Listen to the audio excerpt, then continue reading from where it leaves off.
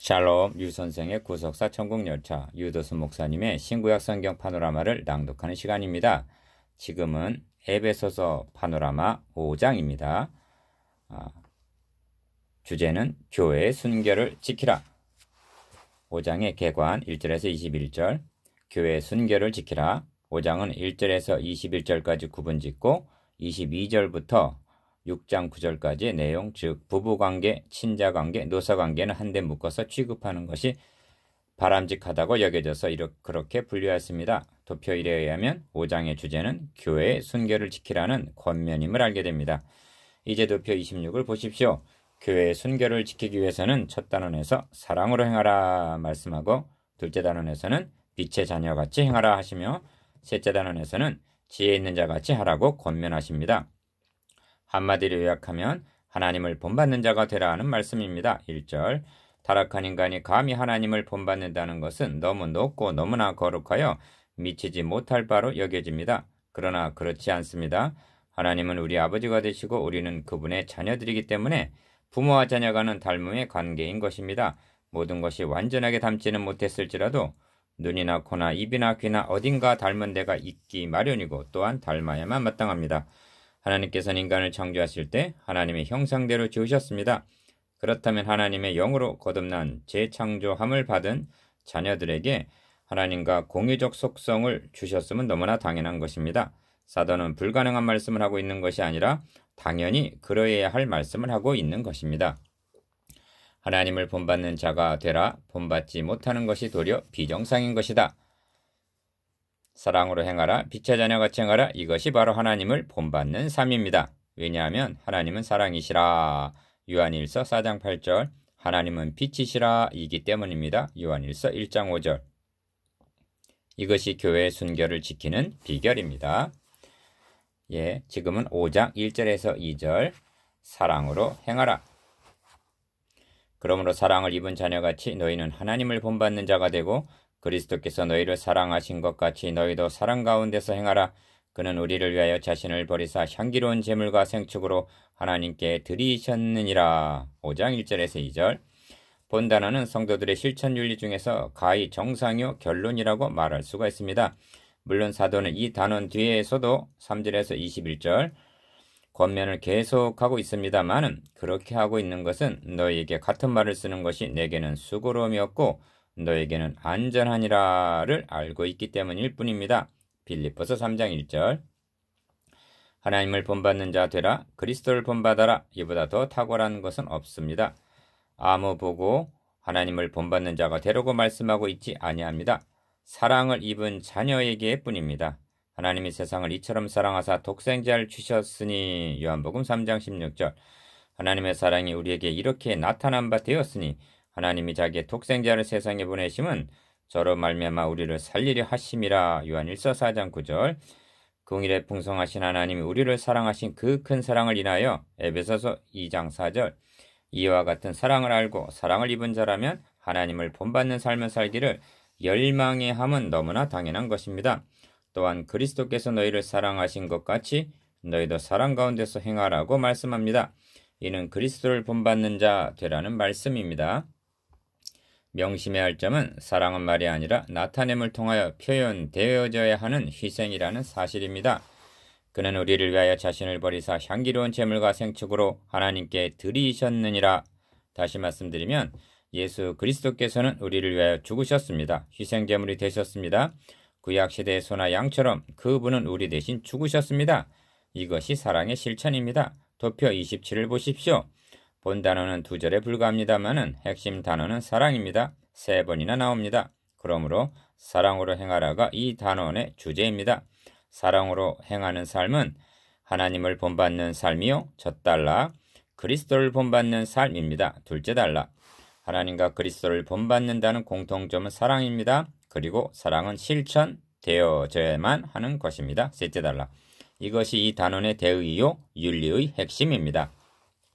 큰일, 아버지 하나님을 본받음. 본문 말씀을 대하게 될 때 먼저 생각하게 되는 것은 이 사악한 세상을 살아가는 연약하기 이를 데 없는 우리에게 하나님을 본받는다는 것은 과연 가능한가 하는 문제입니다. 지금 사도는 옛사람을 벗어버리고 새 사람을 입어 교회의 순교를 지켜나가려고 권면하고 있는 중입니다. 그런데 하나님을 본받으라는 말씀은 너무나 논리적으로 비약하고 과장하고 있는 것은 아닌가 하는 점입니다. 이 무림에 접근하기 위해서는 하나님의 속성에 관해서 알아야만 합니다. 하나님에게는 우리가 본받을 수 없는 하나님만이 지니시는 비공의적 속성이 있습니다. 그의 영원하심, 그의 불변하심, 그의 무한하심 등은 하나님만이 갖고 계시는 성품들입니다. 그러면 그러한 면은 피조물인 인간으로서는 본받을 수가 없습니다. 하나님의 전지전능하심과 그의 무소부재하심 등은 유한한 인간으로서는 넘볼 수 없는 하나님을 하나님 되게 하는 속성들입니다.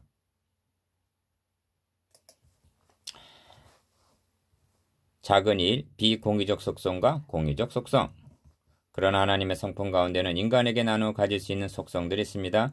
이를 신학적으로는 공유적 속성이라고 말합니다. 그럼 그러한 속성들은 어떤 것입니까? 내가 거룩하니 너희도 거룩할지어다 하고 하나님은 말씀하십니다. 하나님의 공의로우심, 하나님의 선하심과 그의 인자하심, 그의 사랑하심, 그의 긍휼이 풍성하심, 그의 오래 참으심, 그의 용서하심, 그의 진실하심 등은 하나님의 형상대로 지음받은 인간에게 나누어 주셨던 성품들인 것입니다.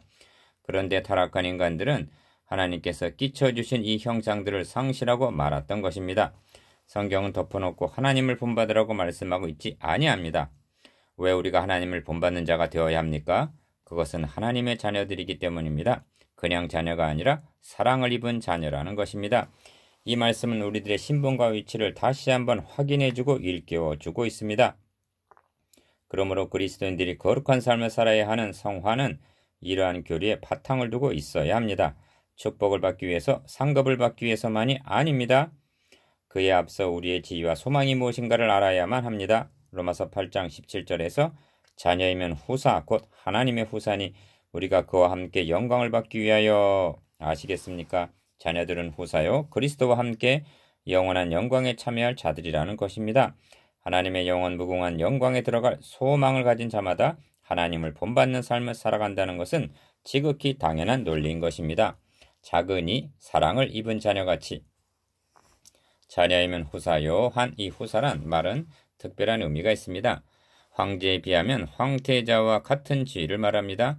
특별한 배려와 가장 좋은 교육과 훈련을 받게 되는 것입니다. 하물며 하나님의 후사들이겠습니까? 이것이 사랑을 입은 자녀같이 너희는 하나님을 본받는 자가 되고의 의미입니다. 후사의 지위를 한 것만 더 살펴보기로 하겠습니다. 히브리서 1장 마지막 절입니다. 모든 천사들은 부리는 영으로서 구원 얻을 후사들을 위하여 섬기라고 보내심이 아니뇨. 후사들은 천사가 수정됩니다. 그런 거로 후사된 자녀들이 하나님을 본받지 않는다면 그것이 도리어 이상한 일인 것입니다. 그런 거로 하나님을 본받으라는 이 교훈은 갑작스레 나온 말씀이 아닙니다. 1장 4절에서 창세전에 그리스도 안의 소리를 택하사 우리로 사랑 안에서 그 앞에 거룩하고 흠이 없게 하시려고 그 기쁘신 뜻대로 우리를 예정하사 예수 그리스도로 말미암아 자기 아들들이 되게 하셨으니 하십니다. 거룩하고 흠이 없게 하시려고 말입니다. 좀 더 설명이 필요하다면 베드로후서 1장 4절을 보십시오. 보배롭고 지극히 큰 역사를 우리에게 주사 신의 성품에 참여하는 자가 되게 하려 하셨으니 신의 성품에 참여하는 자가 되게 하려 하셨으니 하는 말씀이 바로 하나님을 본받는 자 되라는 말씀인 것입니다. 본문 바로 앞에는 서로 용서하기를 하나님이 그리스도 안에서 너희를 용서하심과 같이 하라는 말씀이 있습니다. 사도 바울은 이 말씀을 하다가 하나님의 공의적 속성들을 생각했을 것입니다. 용서하심은 우리도 본받아야 할 성품입니다. 본받아야 할 성품들을 일일이 말하려면 시간과 지면이 모자랄 것이다. 한마디로 말하면 사랑을 입은 자녀같이 너희는 하나님을 본받는 자가 되어라. 이렇게 말씀하고 있는 듯이 보입니다. 하나님께서는 자녀된 우리로 본받게 하기 위하여 자신이 어떠한 분이신가를 성경에 계시하여 주셨습니다. 더욱 분명한 것은 예수 그리스도를 통해서입니다. 그분은 말씀이 육신이 되어 우리 가운데 오신 볼 수 있는 하나님이십니다. 하나님이 우리와 함께 하시는 임마누엘로 오신 분입니다. 그러므로 그분을 본 자는 하나님을 본 것이요 그분을 본받으면 곧 하나님을 본받는 자가 되는 것입니다. 이제 우리는 오늘의 본문을 문맥을 통해서 보고자 합니다. 4장 20절에서는 오직 너희는 그리스도를 이같이 배우지 아니하였느니라고 말씀하고 있습니다. 21절에서는 진리가 예수 안에 있는 것 같이 너희가 과연 그에게서 듣고 또한 그 안에서 가르침을 받았을진대 합니다. 우리는 그리스도 안에서 듣고 배우고 가르침을 받는 사람들입니다. 이것이 곧 하나님을 본받기 위하여 하나님을 배우고 있는 하나님의 자녀들의 학교인 것입니다. 이 학교의 스승은 누구이십니까? 성령님이십니다. 작은 삶, 성령이 스승 되셔서 성령님은 요한복음 14장 26절에 보여지는 대로 너에게 모든 것을 가르치시고 내가 너에게 말한 모든 것을 생각나게 하시는 분이십니다. 진리의 성령이 오시면 그가 너희를 모든 진리 가운데로 인도하시리니 하신 그 성령님이 하나님의 자녀학교의 유일한 스승이 되십니다. 하나님의 자녀학교의 학생들은 갓난 어린 아이로부터 장성한 그리스도인에 이르기까지 다양합니다. 그들의 교과 과목은 어린아이가 되지 아니하고 장성한 분량에 이르기까지 자라게 하는 것입니다. 이방인 시절에 행하던 나쁜 습관과 행실을 다 벗어버리고 하나님의 후사답게 살아가도록 지도하는 것입니다. 더 나아가 오직 심령으로 새롭게 되어 의와 진리의 거룩함으로 지으심을 받은 새 사람을 입게 하는 것입니다. 이 일을 지도하십니다. 한마디로 사랑을 입은 자녀같이 하나님을 본받는 자가 되도록 지도하시는 분이 성령님이십니다. 그런데 자라야 할 만큼 자라지를 못하거나 행하여야 할 대로 행하지 않는다면 4장 30절에서 말씀하고 있는 대로 성령님은 근심하시는 것입니다. 우리는 지금 영광스러운 성부 하나님과 성자 예수 그리스도와 성령님 삼위일체 하나님이 우리와 관계하고 계심을 대하게 됩니다. 형제자매 여러분, 이제 어떻게 하시겠습니까? 듣는 것으로 멈추지 마십시오. 아는 것으로 끝나지 마십시오. 믿는다고 말하는 것으로 다 된 줄로 생각하지 마십시오. 사랑을 입은 자녀같이 하나님을 본받는 자가 되십시오. 하나님을 본받는 자 되라는 말씀은 자녀들에게만 주시는 특권이기도 합니다. 자녀된 우리가 하나님을 본받는 삶을 살아간다면 삼위일체 하나님께서 얼마나 기뻐하시겠습니까? 큰 이 그리스도를 본받음. 우리는 앞달락에서 사랑을 입은 자녀같이 너희는 하나님을 본받는 자가 되라 하는 말씀을 상고하였습니다. 그 말씀에 뒤이어 그리스도를 본받으라는 말씀이 주어졌습니다. 하나님을 본받는다는 것이 무엇을 의미하느냐? 내용이 무엇이냐? 그것은 사랑 가운데 행하는 것이다. 그렇다면 그렇게 행한 사람이 있느냐? 그렇다. 그분은 우리를 사랑한 나머지 자신을 버리사 향기로운 제물과 생축으로 하나님께 드리신 분이시다. 이렇게 말씀하고 있는 것입니다. 기독교인의 삶은 한마디로 사랑이어야 한다고 말씀하고 있습니다. 하나님을 본받는다는 근본 원리는 사랑 가운데서 행하는 것이라고 말씀하고 있습니다. 작은 일, 제일은 사랑이라. 이 시점에서 우리들을 사랑장으로 인도한다는 것은 자연스러운 일입니다. 내가 사람의 방언과 천세의 말을 할지라도 사랑이 없으면 소리나는 구리와 울리는 꽹과리가 되고 내가 예언하는 능이 있어 모든 비밀과 모든 지식을 알고 또 산을 옮길 만한 모든 믿음이 있을지라도 사랑이 없으면 내가 아무것도 아니요 내가 내게 있는 모든 것으로 구제하고 또 내 몸을 불사르게 내어줄지라도 사랑이 없으면 내게 아무 유익이 없느니라.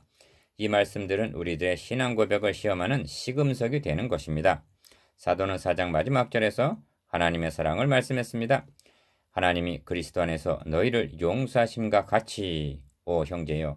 미련하고 우둔한 우리들은 이런 말씀을 아무렇지도 않은 듯이 훑어보고 지나쳐 버리지는 않습니까? 그리스도 안에서 용서하심이라니 그것보다 더한 사랑은 아무것도 없습니다. 그것은 사랑의 극치입니다. 우리를 구원하시기 위하여 지구를 주고 바꾸신 것이 아닙니다. 태양을 값으로 지불한 것이 아닙니다. 그런 것들은 거기 비할 바가 못됩니다. 자기 아들을 사랑하시는 아들을 독생자 예수 그리스도를 값으로 지불하셨습니다.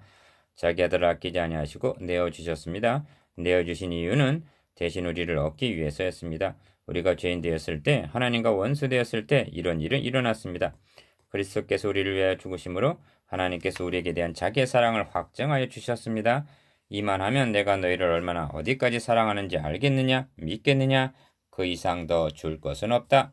이것이 하나님께서 그리스도 안에서 너희를 용서하셨다는 말씀 속에 다 포함되어 있습니다. 너희가 진정 사랑을 입은 자녀라면 너희도 사랑 가운데서 행하라. 우리들의 마음을 숙연하게 만들며 우리들의 마음을 아프게 하기까지 합니다. 하나님, 저는 어떻게 해야 합니까? 연약함을 호소하게 만듭니다. 사도 바울은 이어서 2절을 통해서 그리스도의 사랑을 말씀하고 있습니다.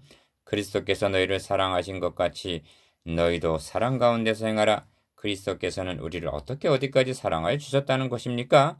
그는 우리를 위하여 자신을 버리사 향기로운 제물과 생축으로 하나님께 드리셨느니라고 말씀합니다. 주님께서는 사랑을 새 계명이라고 말씀하셨습니다. 큰 이의 작은 이, 새 계명. 구약 성경도 하나님 사랑, 이웃 사랑을 말씀하고 있는데 어째서 사랑을 새 계명이라고 말씀하시는 것일까요? 그것은 내가 너희를 사랑한 것 같이 요한복음 13장 34절 즉 우리를 위하여 자신을 화목제물로 내어주신 사랑, 그래서 새 계명인 것입니다. 구약시대는 생축이 대신 죽었으나 새 언약은 하나님의 아들 예수 그리스도가 대신 죽어 주셨습니다. 이것이 새 언약의 피입니다. 그러므로 이 사랑이 새 계명이 되는 것입니다. 죄자된 우리가 본받아야 할 사랑이 무조건적으로 주신 이 사랑입니다. 큰 삶, 사랑의 실천. 그분은 우리를 사랑하신 나머지 자기가 가지고 온 그 무엇을 준 것이 아니라 자기 자신을 주셨습니다. 구약시대 양의 머리 안수함으로 백성의 죄가 양에게 전가되었습니다. 그 양은 백성들의 죄를 걸머지고 대신 죽었습니다. 이것이 제물과 생축이었습니다. 그러나 이것은 그림자에 불과했습니다. 세상 죄를 지고 가는 어린 양 되시는 예수 그리스도의 예표에 지나지 않습니다. 이 제사 제도를 명하신 분은 하나님이셨습니다. 이때도 어린 양 되시는 그리스도는 하나님과 함께 계셨습니다. 수많은 양들이 피를 흘리며 죽임을 당하는 것을 보고 계셨습니다. 그것은 마치 아버지여 불과 나무는 여기 있는데 번제드릴 양은 어디 있나이까? 라고 물은 이삭과 같습니다. 어린 양 되시는 예수 그리스도는 그것이 자신에 대한 그림자라는 것을 알고 계셨습니다. 주님의 말로 계시록에서 표현된 대로 창세로부터 죽임을 당하신 분이셨습니다. 그분은 영광을 떠나서 이 땅에 오시되 말구 위에 오셨습니다. 그러나 우리를 구원하신 것은 그것이 아니었습니다. 그분은 고난과 멸시와 천대를 다 당하셨습니다. 그러나 우리를 구원한 것은 그것이 아니었습니다. 많은 교훈과 말씀을 주셨습니다.